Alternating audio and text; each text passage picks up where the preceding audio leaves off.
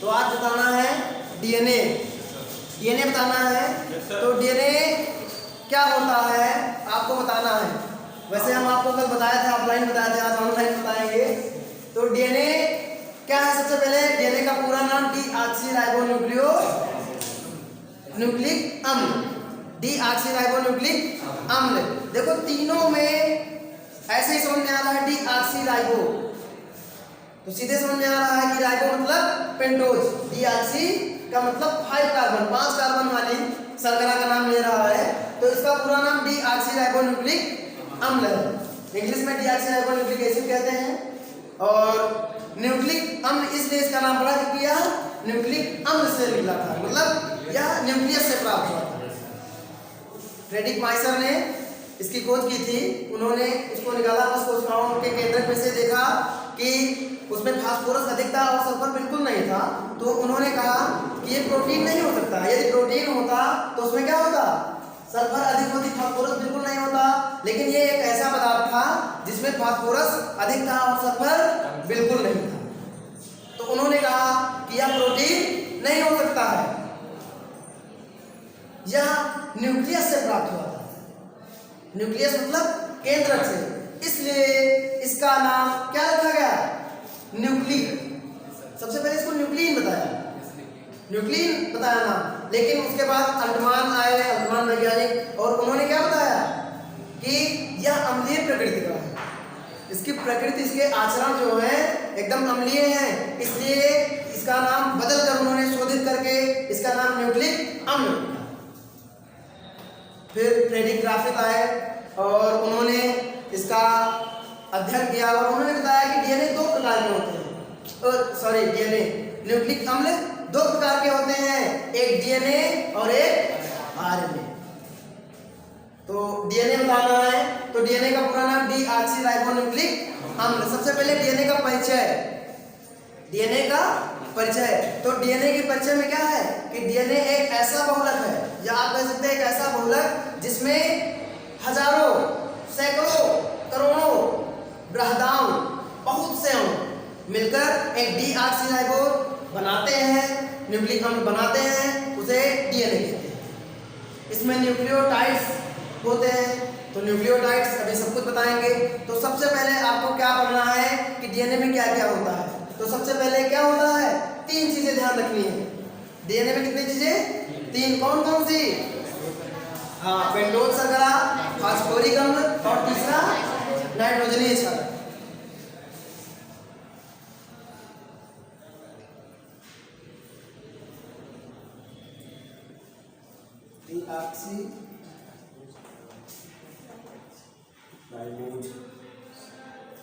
Ribose English में कहते हैं, और आप सीधे इसको कह सकते हैं राइबोस, डीऑक्सीराइबोस शर्करा है। तो इसको आप एक शब्दों में क्या कह सकते हैं? पेंटोज शर्करा, मतलब C5H10O4। ये पेंटोज शर्करा 5 कार्बन वाली है। यदि राइबोज होता, डीएनए में डीऑक्सीराइबोज पाया जाता है, आरएनए में केवल राइबोज पाया जाता है। तो आरएनए यदि होता, यदि आरएनए होता तो यहाँ पर केवल 5 हो जाता है। इतना ध्यान रखना है, ये अंतर है दोनों में। दूसरा, फास्फोरिक अम्ल।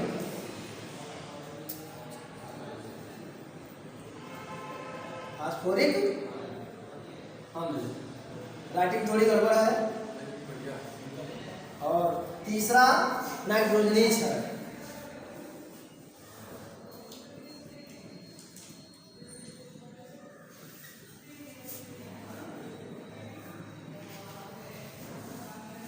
प्रिय दर्शकों से बताना चाहेंगे, जो वीडियो देख रहे हो या आप लोगों से, हम क्या लिखते हैं मैटर ये नहीं करता है, हम क्या बोलते हैं मैटर ये करता है।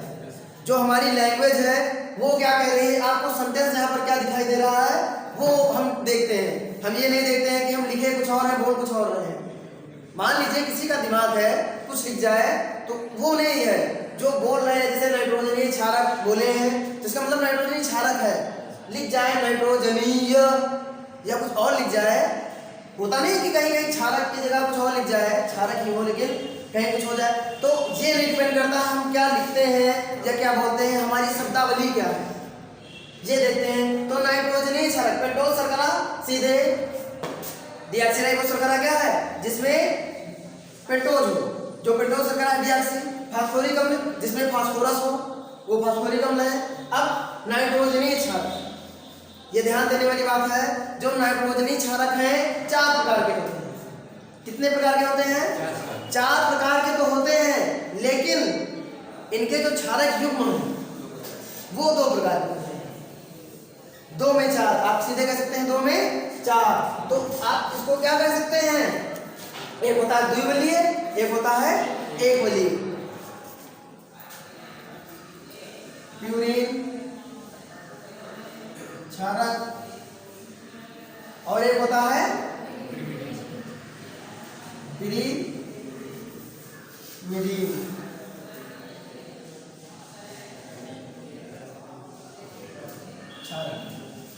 प्यूरिन में क्या होता है? एडेनिन और ग्वानिन। क्या होता है? एडेनिन पहला नंबर है, एडेनिन को ए से प्रदर्शित करते हैं, और दूसरा क्या है? ग्वानिन। और फिर पिरीमिडीन जो क्षारक है, इसमें ये कौन सा नंबर होगा? तीसरा नंबर, थाइमिन टी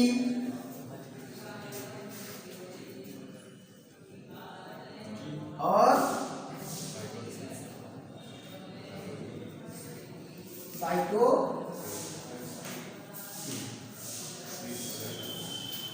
साइटोसिन को सी से, आप सीधे कह सकते हैं ए से स्टार्ट होता है एडेनिन, जी से ग्वानिन, और टी से थाइमिन, और सी से साइटोसिन।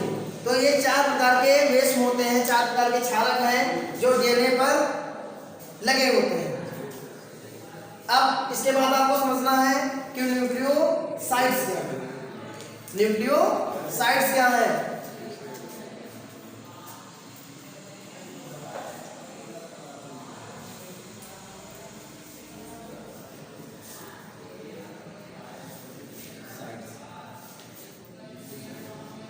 इंग्लिश में साइड्स, ऐसे साइड लिख सकते हैं। तो न्यूक्लियोसाइड आप लिखने में क्या है, उसमें क्या होगा कि पेंटोस शर्करा से बंध द्वारा जुड़ जाते हैं, मतलब सीधे डीऑक्सीराइबोज से बंध द्वारा जुड़कर क्या बनाते हैं?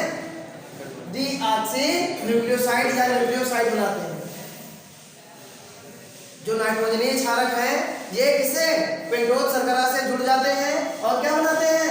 बंध द्वारा जुड़कर क्या बनाते हैं? डीऑक्सीराइबो न्यूक्लियोसाइड या न्यूक्लियोसाइड बनाते हैं। अब आप ऐसे सीधे कह सकते हैं कि नाइट्रोजनीय क्षारक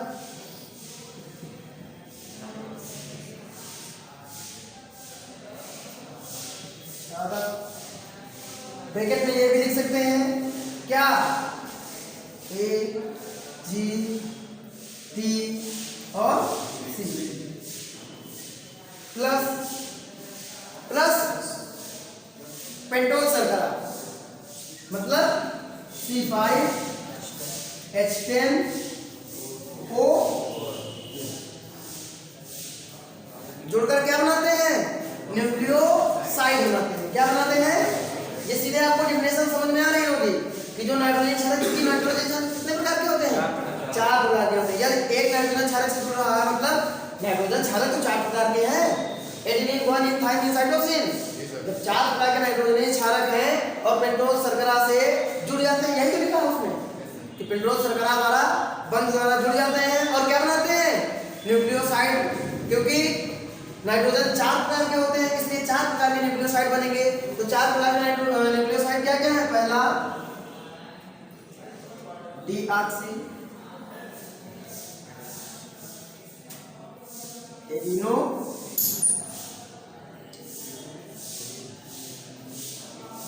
एडिनोसिन,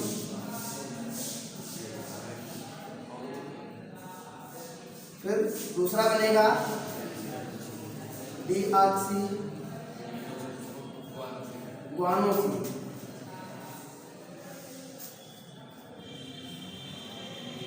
ये सही है, आधा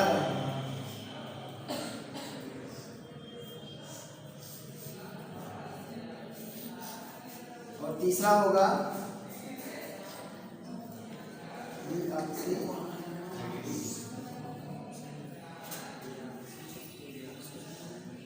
IT,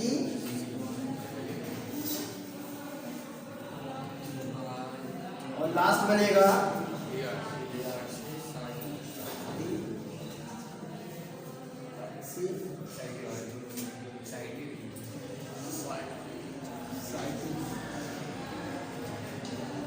ये आपके न्यूक्लियोसाइड है।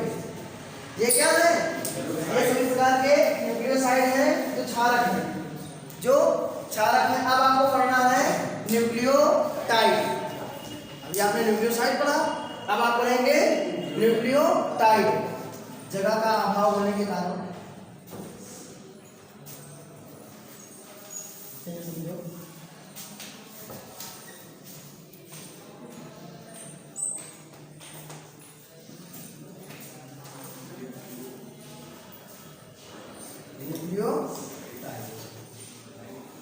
न्यूक्लियोटाइड में क्या ध्यान रखना है? समझो सीधे ऐसे डिफिनेशन क्या है?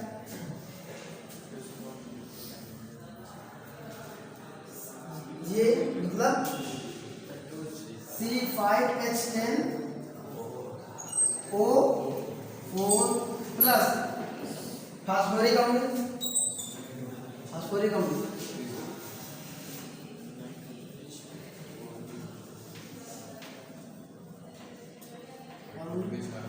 और प्लस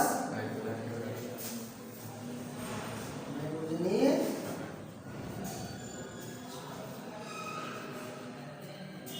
द्वारा बंध द्वारा जुड़ जाते हैं। मतलब पेंटोज फास्फोरिक अम्ल नाइट्रोजनीय क्षारक द्वारा जुड़ जाते हैं, न्यूक्लियोसाइड कहलाते हैं। सॉरी, न्यूक्लियोटाइड कहलाते हैं।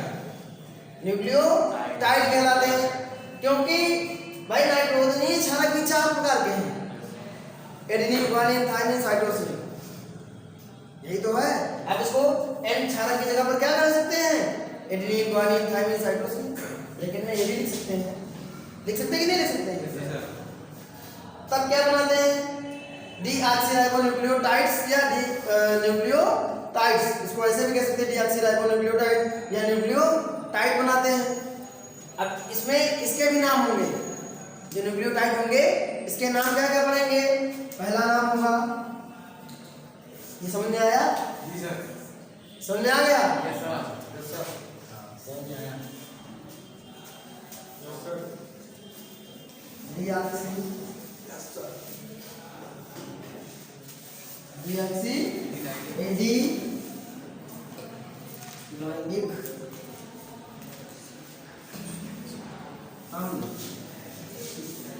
दूसरा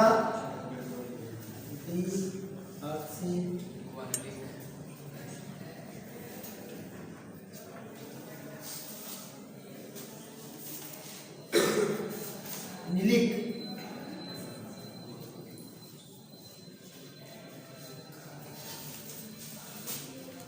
और तीसरा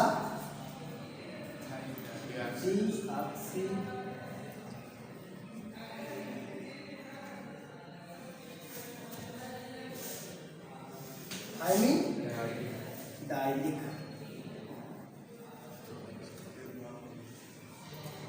ये भी अम्ल है और ये भी अम्ल है। और लास्ट होगा, अरे वो टेढ़ा वेढ़ा हो जाने दीजिए, डीऑक्सी साइटी डाइलिक।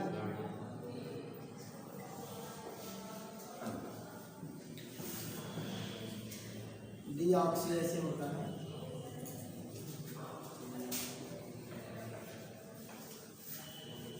जहां जहां भी है और भी अच्छा। तो ये हो गए आपके, क्या हो गए? न्यूक्लियोटाइड्स हो गए। आपने पढ़ा, डीएनए में भी पढ़ेंगे कि यह एक द्विकुंडलित संरचना होती है जो पॉलीन्यूक्लियोटाइड श्रृंखला से बंधी होती है, जुड़ी होती है। ये तो पढ़ेंगे। अब पॉलीन्यूक्लियोटाइड श्रृंखला क्या है? पॉलीन्यूक्लियोटाइड श्रृंखला वह श्रृंखला या ऐसी श्रृंखला जिसमें न्यूक्लियोटाइड क्रमबद्ध जुड़े होते हैं और किसका डाइएस्टर बंध बनाते हैं? फास्फोरस का डाइएस्टर बंध बनाते हैं या बंध द्वारा जुड़े हुए होते हैं, न्यूक्लियोटाइड श्रृंखला कहलाती है। फास्फोरस सल्फर, फास्फोरस अधिक होता है इसलिए फास्फोरस मेंडल के नियम में यही तो पढ़ा है कि जो प्रभावी होते हैं वो प्रदर्शित होते हैं और अप्रभावी प्रदर्शित नहीं होते। तो ये आपका क्या हुआ? ये इसका परिचय हुआ। ये डीएनए का केवल परिचय है। ये आप कह सकते हैं डीएनए का केवल परिचय है, डीऑक्सीराइबोन्यूक्लिक अम्ल का ये छोटा सा परिचय है। अब डीऑक्सीराइबोन्यूक्लिक अम्ल है क्या, वास्तविकता क्या है, मतलब वास्तव में आप इसमें लिख क्या सकते हैं? लिख तो ये भी सकते हैं, क्यों नहीं लिखेंगे? लिखेंगे। लेकिन यदि आपको कहीं बताया जाए न्यूक्लियोसाइड क्या है, न्यूक्लियोटाइड क्या है, तो जब कहीं सेंटेंस लिखा हुआ है आप उसको नहीं जान पाएंगे तो उसका मतलब क्या है? यदि भी डीएनए लिखाया जाए या द्विकुंडलित संरचना है और उसमें न्यूक्लियोटाइड पाए जाते हैं तो आपको पहले बात पता ही नहीं है न्यूक्लियोटाइड है क्या, तो क्या मतलब है? इसीलिए आपको न्यूक्लियोटाइड बताएगा। न्यूक्लियोसाइड क्लियर हो गया एकदम सबको?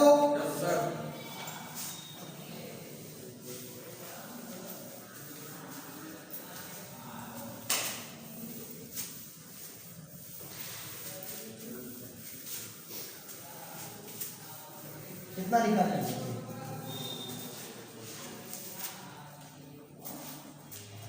तो डीएनए की खोज फ्रेडरिक माइसर ने की थी। डीएनए की खोज फ्रेडरिक माइसर ने की थी, लेकिन वास्तविकता में समझिए कि डीएनए का द्विकुंडलित मॉडल, क्वेश्चन ऐसे ही आता है कि डीएनए का द्विकुंडलित मॉडल बताइए, या वाटसन और क्रिक द्वारा डीएनए का द्विकुंडलित मॉडल जो प्रस्तुत है उस पर संक्षिप्त टिप्पणी लिखिए या द्विकुंडलित मॉडल दर्शाइए या बनाइए। ऐसे करके हजारों क्वेश्चन आते हैं। एक से क्वेश्चन आएंगे तो आपको उसमें वाटसन और क्रिक में आपको क्या लिखना है कि डीएनए का द्विकुंडलित मॉडल वाटसन और क्रिक ने प्रस्तुत किया था।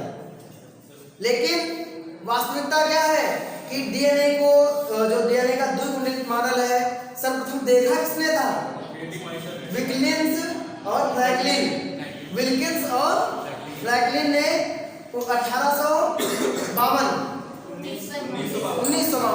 1952 में विल्किंस और जो डीएनए का द्विकुंडलित मॉडल है, ऐसे क्वेश्चन जैसे आपको बताया जाएगा कि डीएनए का द्विकुंडलित मॉडल बताइए, क्वेश्चन आएगा जैसे प्रश्न होगा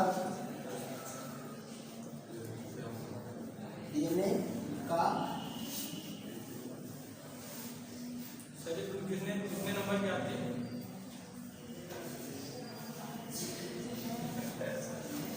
ये कितने नंबर के आते हैं? द्विकुंडलित से ये आगे से द्विकुंडलित मॉडल।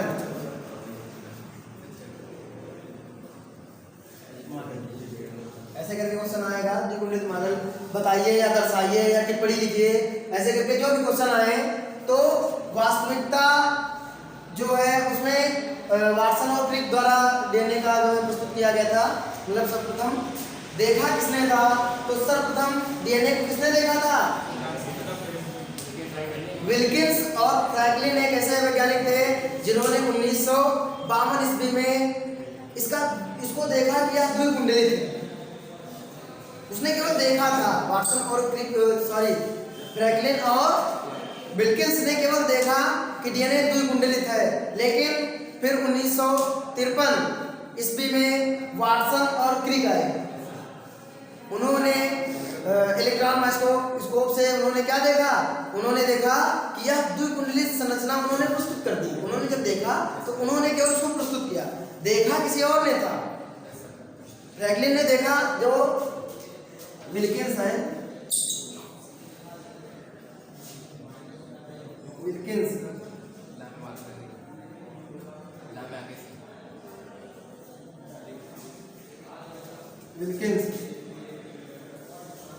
और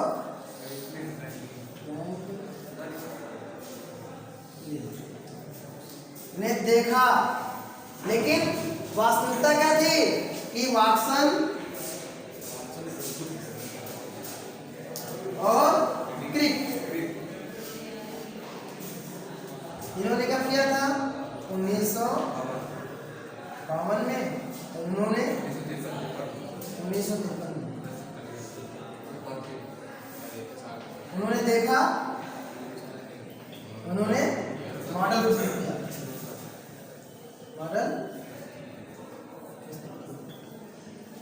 मॉडल प्रस्तुत किया। तो उन्होंने क्या बताया कि डीएनए एक आनुवंशिक पदार्थ है। उन्होंने बताया कि यह एक बहुलक है जो आनुवंशिक पदार्थ है, जो पीढ़ी दर पीढ़ी या पिता से पुत्र में, पुत्र से पुत्र में ऐसे करके ये चलता रहता है। उन्होंने बताया कि यह इसमें 2 स्टैंड्स होते हैं, इसमें 2 स्टैंड्स होते हैं, ऐसे करके 2 स्टैंड्स होते हैं, पहला और दूसरा, जो एक ही अक्ष पर या जो एक ही सेंटर पर, एक ही केंद्र पर कुंडलित रहते हैं। ये तो बताया था उन्होंने बताया कि डीएनए 2 स्टैंडों का बना हुआ होता है। इसमें 2 स्टैंड्स होते हैं जिसमें जो एक ही अक्ष पर क्या होते हैं, कुंडलित रहते हैं। इसकी जो कुंडल की चौड़ाई होती है ये कितनी होती है, 20 एंगस्ट्रॉम होती है। जितनी बड़ी इसकी चौड़ाई है यहाँ से यहाँ तक, वो कितनी होती है, 20 एंगस्ट्रॉम होती है।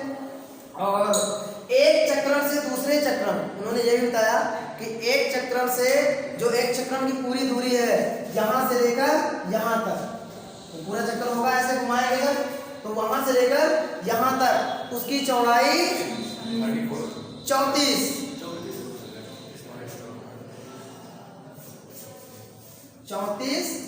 एंगस्ट्रॉम होती है। वह एक चक्रण से दूसरे चक्रण में कितने युगल होते हैं न्यूक्लियोटाइड के, 10 युगल होते हैं। उन्होंने बताया कि 1 2 3 4 5 6 7 8 9 10, एक चक्कर से दूसरे चक्कर में कितने होते हैं, 10 युगल होते हैं। किसके, कौन से युगल कौन है, जो नाइट्रोजन बेस है, जो नाइट्रोजन बेस है वो कितने होते हैं युगल, 10। और एक वलय से जो एक स्टैंड है उस और दूसरे स्टैंड की दूरी कितनी होती है, वो कितनी होती है, वो युगल की दूरी है, वो युगल की दूरी है। एक वलय से दूसरे वलय की दूरी कितनी होती है, 6 एंगस्ट्रॉम। 6 एंगस्ट्रॉम, ये वलय है ना, इनसे इसकी दूरी कितनी होती है, 6 एंगस्ट्रॉम। और एक इनकी दूरी कितनी होती है, 3.4। ध्यान रखना है आपको। इसके बाद ये जो न्यूक्लियोटाइड श्रृंखला है, ये जो वलय हैं दोनों, इनमें क्या होता है, phosphorus sulphur, phosphorus sulphur, sp sp ps ps, जहां से स्टार्ट करेंगे उसका अपोजिट ps ps या sp sp ऐसे करके लिखते चले जाते हैं इसमें। उसके बाद 10 युगल होते हैं। लेकिन आप लोगों ने यदि कभी पहले देखा होगा डीएनए, तो उसमें एक चीज आपने नोटिस किया होगा, इसीलिए हमने ये नहीं हटाया और उसका कोई रीजन नहीं था।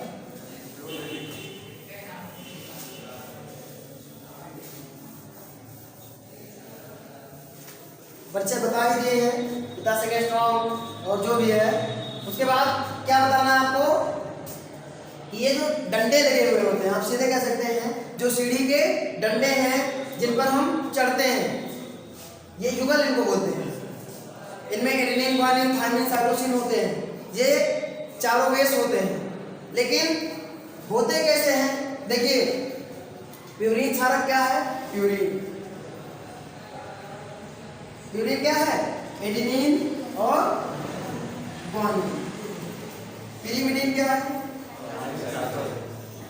पिरिमिडिन क्या है, थायमिन, साइटोसिन। एक सेकंड के लिए नया डीएनए बनाए,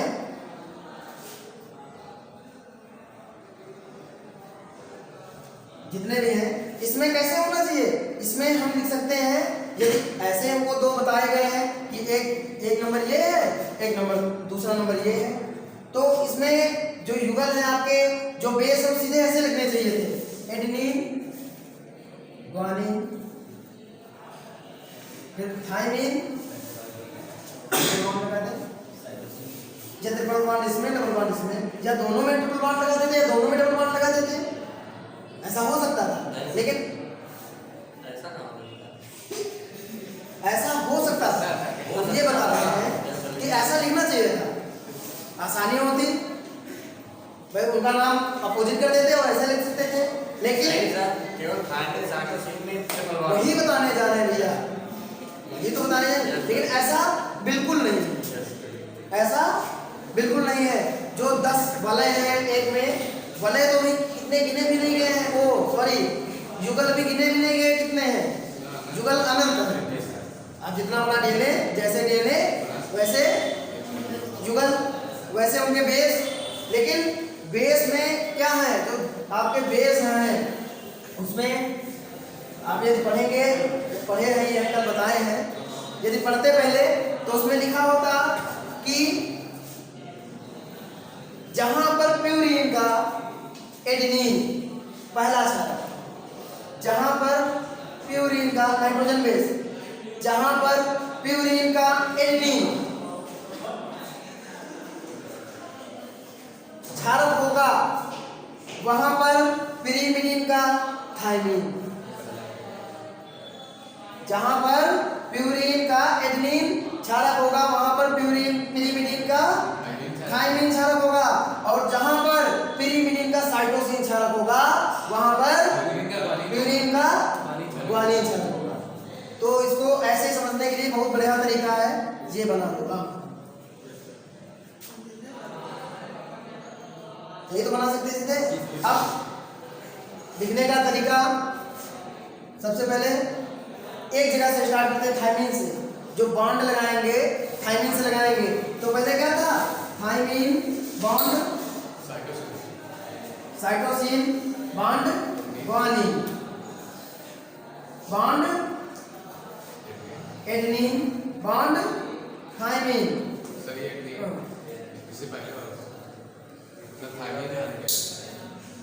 adenine bond thymine bond cytosine, ऐसे करके लगाते चले जाएंगे। इसके हिसाब से जहां पर थाइमिन होगा वहां पर क्या होगा, एडेनिन होना चाहिए, और साइटोसिन है तो ग्वानिन, ग्वानिन है तो साइटोसिन, एडेनिन है तो थाइमिन, और थाइमिन है तो एडेनिन, और साइटोसिन है तो ग्वानिन। उसके बाद ये पहला कुंडल, ये दूसरा कुंडल, और बीच में क्या होगा, पगडंड होगा, बॉन्ड। तो थाइमिन एडेनिन में हमेशा डबल बॉन्ड होते हैं, ग्वानिन साइटोसिन में हमेशा ट्रिपल बॉन्ड होंगे, यहाँ पर डबल बॉन्ड, यहाँ पर डबल बॉन्ड, यहाँ पर ट्रिपल बॉन्ड, और आगे होता तो ट्रिपल बॉन्ड।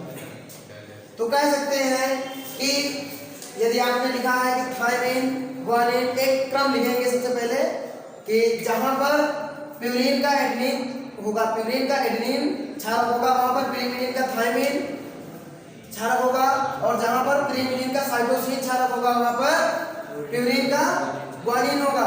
तो इस प्रकार थाइमिन, साइटोसिन, ग्वानिन, एडेनिन सब में बॉन्ड है बीच में, एडेनिन और फिर थाइमिन, फिर बॉन्ड साइटोसिन। तो थाइमिन की जगह पर हमेशा एडेनिन, साइटोसिन की जगह पर हमेशा ग्वानिन, ग्वानिन की जगह पर हमेशा साइटोसिन, और एडेनिन की जगह हमेशा थाइमिन। ऐसे ही क्रम पूरा चलता रहता है, क्रम चलता रहता है। अब इसका नामकरण करने के लिए हम कहीं से भी, थाइमिन से या साइटोसिन से या ग्वानिन से या एडेनिन से या थाइमिन, मतलब फिर वैसे स्टार्ट करते हैं तो क्या होगा, थाइमिन, थाइमिन से स्टार्ट करें, 3 डबल बॉन्ड, बॉन्ड पहले बताए गए हैं, अब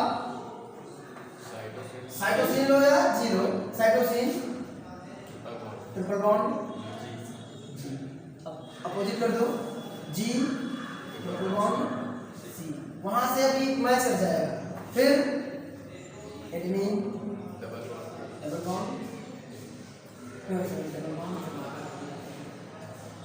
डबल बॉन्ड टी, अब टी डबल बॉन्ड ऐसे करके C triple bond G, G triple bond A double bond T, T double bond फिर सी ट्रिपल बॉन्ड ऐसे करके जी ट्रिपल बॉन्ड सी, ऐसे करते हुए पूरा क्रम चलता चला जाएगा।